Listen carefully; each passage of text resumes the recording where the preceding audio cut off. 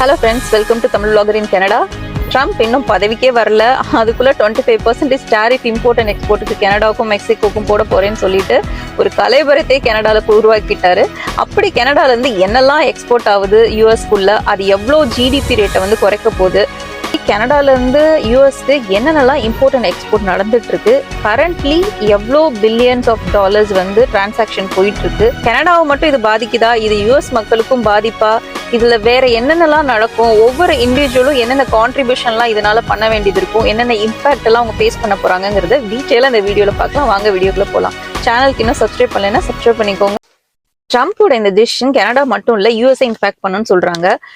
கனடாவோட GDP பாத்தீங்க அப்படின்னா 2.6%, கிட்டத்தட்ட பாத்தீங்கன்னா $78 பில்லியன் வந்து இம்பாக்ட் ஆகும் அப்படின்னு சொல்றாங்க.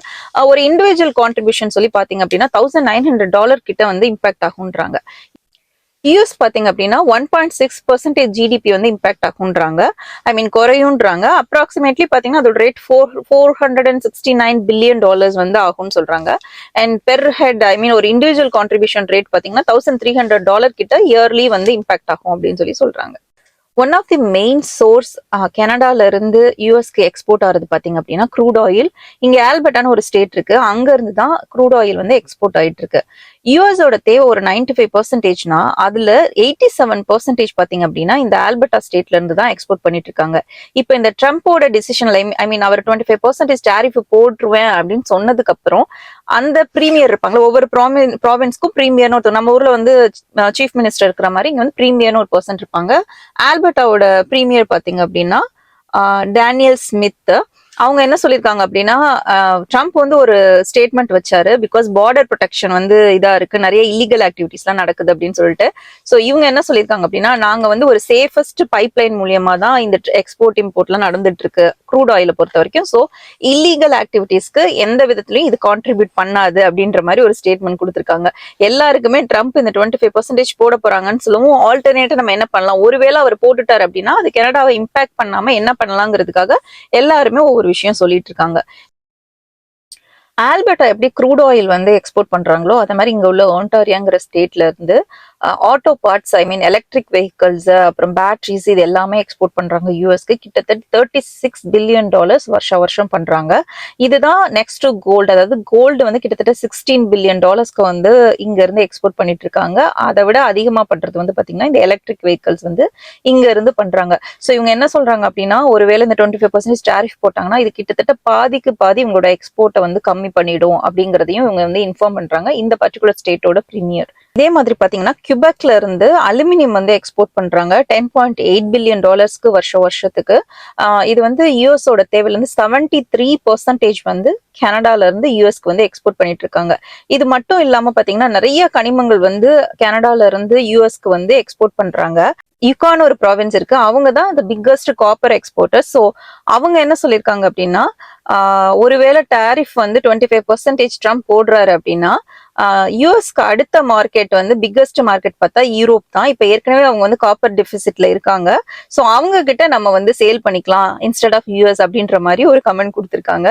பிகாஸ் ரஷ்யன்ஸ் தான் காம்படிட்டரா, பட் ரஷ்யன்ஸோட மெட்டல்ஸ் வந்து சாங்ஷன் ஆகலையா மார்க்கெட்ல. ஸோ வந்து அதுக்கு இன்னும் டிமாண்ட் இருக்கும் யூரோப்ல வந்து நம்மளோட காப்பர் மெட்டலுக்குலாம். ஸோ நம்ம வந்து யூஎஸ்க்கு எக்ஸ்போர்ட் பண்றதுக்கு பதிலாக யூரோப்க்கு எக்ஸ்போர்ட் பண்ணலாம் அப்படின்னு சொல்லிட்டு அங்க உள்ள பிரீமியர் வந்து சொல்லியிருக்காரு.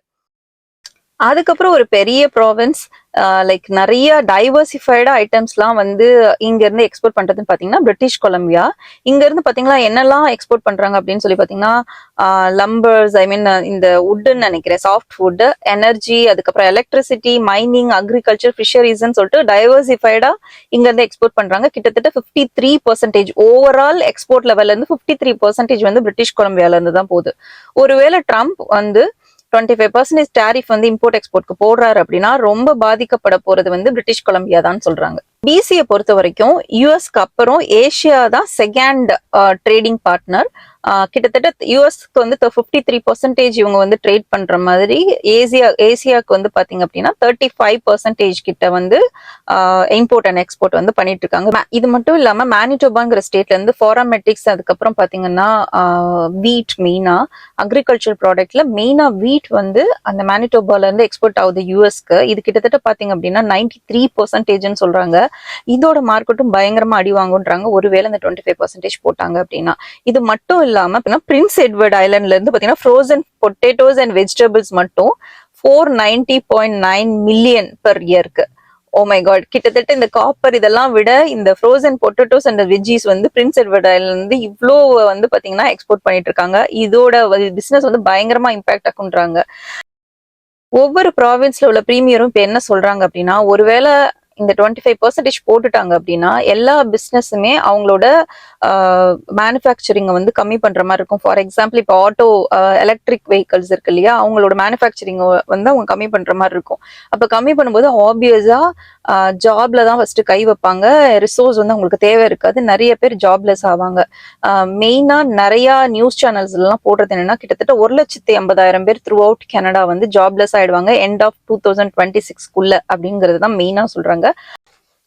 ட்ரம்ப் லாஸ்டா சொன்னது என்ன அப்படின்னா, அவரோட ஃபர்ஸ்ட் டிசிஷனே வந்து 25% டாரிஃப் கனடா மேலேயும் மெக்சிகோ மேலேயும் போடுறது தான் அப்படின்னு சொல்லியிருக்காரு, இம்போர்ட் அண்ட் எக்ஸ்போர்ட்காக.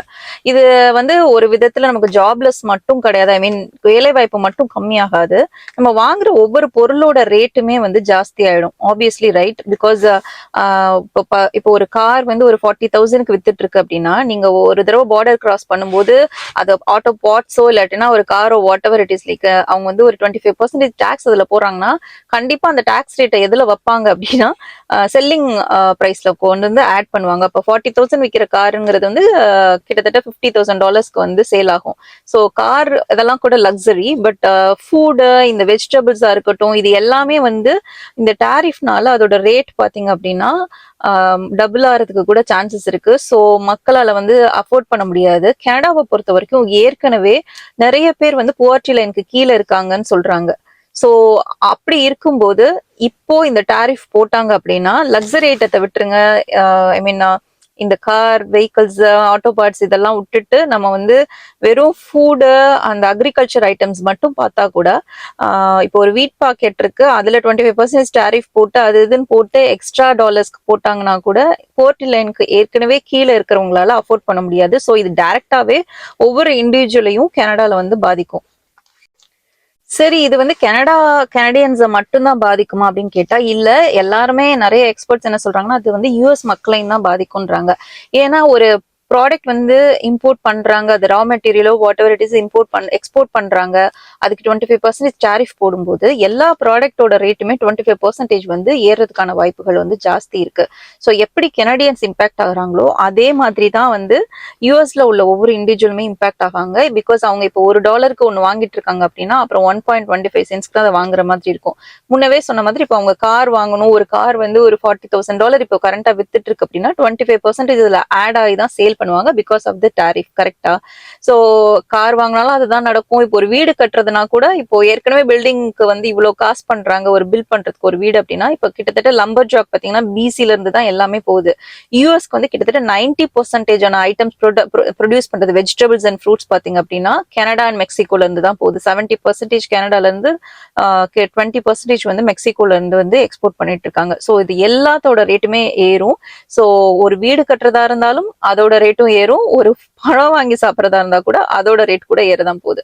ஸோ இதனால கனடியன்ஸ் மட்டும் பாதிக்கப்பட போறது கிடையாது, அங்க உள்ள யூஎஸ் மக்களும் தான் பாதிக்கப்பட போறாங்கன்னு சொல்லிட்டு சில பேர் யூஎஸ்ல இருக்கிறவங்களே இந்த ஒரு பாலிசிக்கு வந்து they are not against it. Actually they are not agree with that one. இது வந்தது அப்படின்னா கண்டிப்பா யூஎஸ் மட்டும், ஐ மீன் கனடா மட்டும் பாதிப்படையாது, யூஎஸ் மக்களும் தான் பாதிப்படைவாங்க. ட்ரம்ப் இந்த டாரிஃப் போடுறதுக்கு என்ன ரீசனா சொல்றாரு அப்படின்னு சொன்னா, இந்த பார்டர்ல நடக்கிற ட்ரக்ஸ் அண்ட் இமிகிரேஷன் இருக்கு இல்லையா, இல்லீகல் இமிகிரேஷன்ஸ், இதையும் இந்த டாரிஃபை தான் அவர் வந்து மிங்கிள் பண்ணி பேசுறாரு.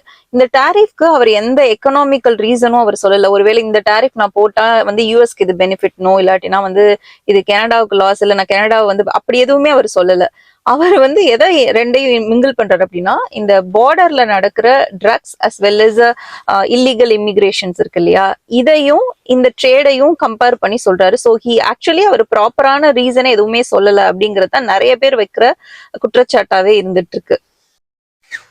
ட்ரம்ப் இன்னும் பதவியில உட்காரவே இல்லை. அவர் ஜனவரி 20th தான் சீட்டுக்கே வராரு. ஸோ அதுக்கு முன்னாடியே நான் இப்படி போடுவேன்னு சொன்னதுக்கே இவ்வளோ கலைபரம் நடந்துட்டு இருக்கு. கிட்டத்தட்ட கனடால வந்து பாத்தீங்க அப்படின்னா இதுதான் ஒரு பெரிய டிஸ்கஷனாவே போயிட்டு இருக்கு. ட்ரம்ப் இதை பண்ணுவாரா பண்ண மாட்டாரான்னு யாருக்குமே தெரியாது. நம்ம வெயிட் பண்ணி தான் பார்க்கணும் ஜான்வரி. ஏன்னா அவர் வந்து நான் பதவி ஏற்றதுக்கு அப்புறம் ஃபர்ஸ்ட் நான் இதை தான் பண்ண போறேன்னு சொல்லியிருக்காரு. ஸோ நம்ம இன்னும் ஒரு 1 month வெயிட் பண்ணாதான் தெரியும் ஜான்வரி 20th அவர் வந்து சீட்ல உட்கார்ந்ததுக்கு அப்புறம் இந்த டிசிஷனை எடுக்க போறாரா அப்படிங்கிறதுலாம். ஒருவேளை அவர் எடுத்தாருன்னா நான் முன்னவே சொன்ன மாதிரி இவ்வளோ இண்டஸ்ட்ரீஸ், எந்தெந்த இண்டஸ்ட்ரீஸ்ல இருந்து கனடாவோட ப்ராவின்ஸ்ல இருந்து எதெல்லாம் எக்ஸ்போர்ட் ஆகுதோ அத்தனை இண்டஸ்ட்ரியுமே பாதிக்கப்படும். ஸோ கனடியன் பீப்புள் கூட தான் கண்டிப்பா வேலை வாய்ப்பு வந்து அவங்க சொல்லியிருக்க ரேட்டே பாத்தீங்கன்னா 1,50,000 பீப்புள் வந்து கண்டிப்பா ஜாப்லெஸ் ஆயிடுவாங்க அப்படிங்கறதையும் சொல்லியிருக்காங்க. ஏற்கனவே நம்மளுக்கு வந்து இமிகிரேஷன்ல எல்லாம் இஷ்யூஸ் போயிட்டு இருக்கு, விசாஸ்ல இஷ்யூஸ் போயிட்டு இருக்கு. அது பத்தாதுன்னு இந்த ட்ரம்ப் வேற இந்த 25% சொல்லி எப்ப எது நடக்கும்னே தெரியல கனடால. இப்ப அப்படிதான் சிச்சுவேஷன் போயிட்டு இருக்கு. ஐ ஹோப் உங்களுக்கு இந்த வீடியோ பிடிச்சிருக்கும்னு நினைக்கிறேன். இந்த வீடியோ பிடிச்சிருந்தா லைக் பண்ணுங்க, ஷேர் பண்ணுங்க, கண்டிப்பா கமெண்ட் பண்ணுங்க. வீடியோக்கு இன்னும் சப்ஸ்கிரைப் பண்ணல அப்படின்னா கண்டிப்பா சப்ஸ்கிரைப் பண்ணிக்கோங்க. தேங்க்யூ.